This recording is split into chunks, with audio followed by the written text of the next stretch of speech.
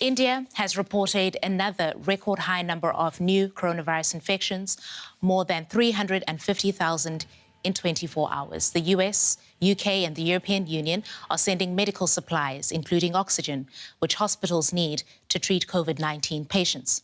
Clinics are now at full capacity and turning people away.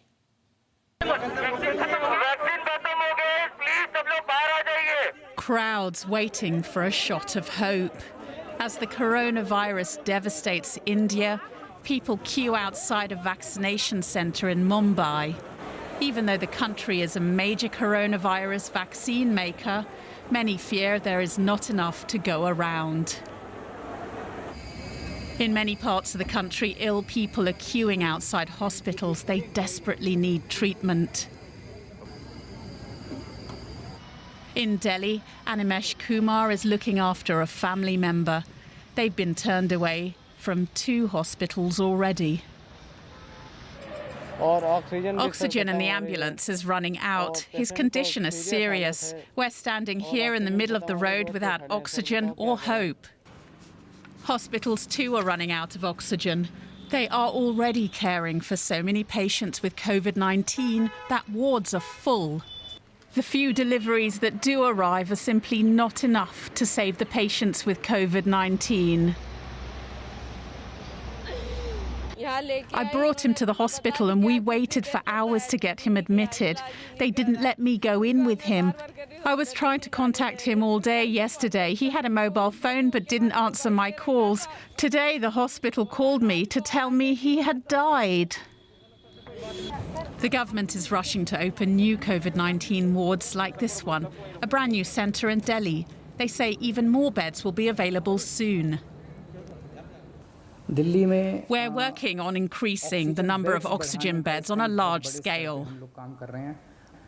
Within the next few days, we will increase the capacity to 2,000 to 5,000 beds.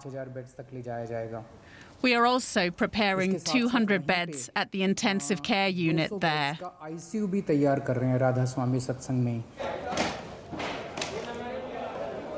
But new hospital wards come too late for many victims of COVID-19.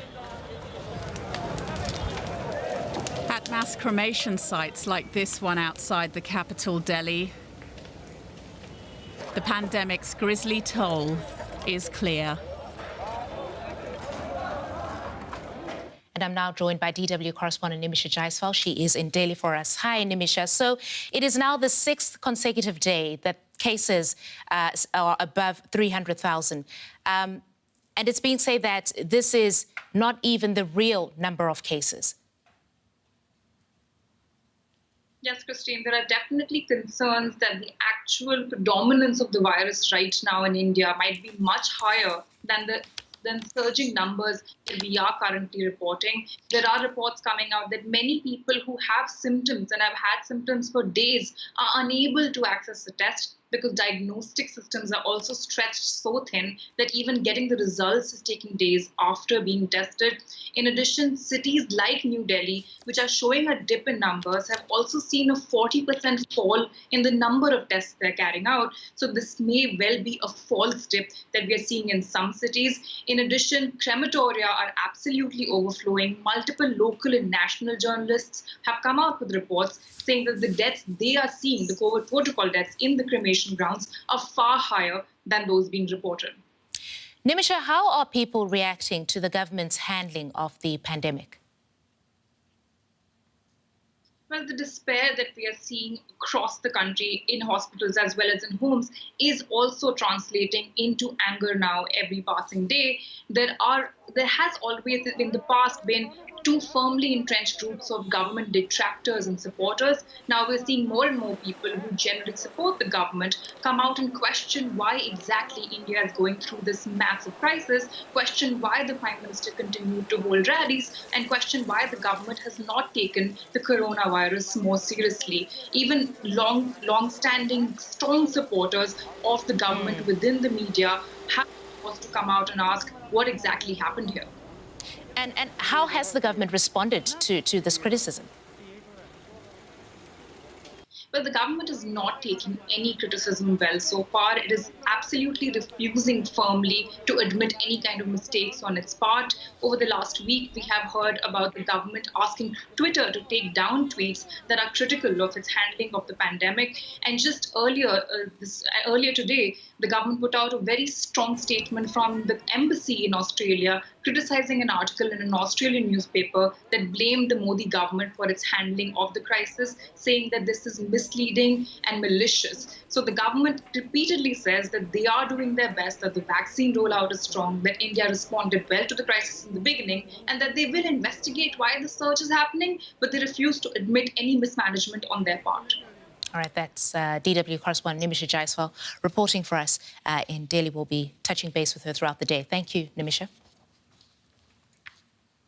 And Germany's Chancellor Angela Merkel has confirmed that Germany is sending medical aid to India as part of an international effort to bring the COVID-19 crisis there under control. We'll work with other countries to ensure that we can help India. We're working hard on finding ways to get oxygen production facilities there. The whole of Europe is working on that, and I also discussed this with the Prime Minister of Portugal today. They're currently holding the EU presidency.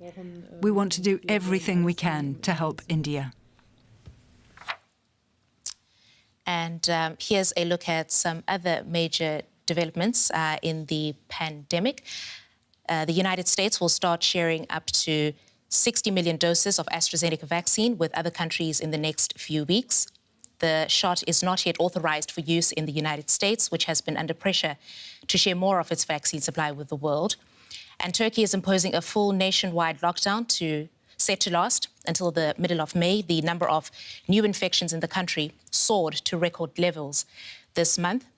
And Brazil's health regulator has denied permission to import Russia's Sputnik V vaccine, citing a lack of information guaranteeing its safety, quality and effectiveness.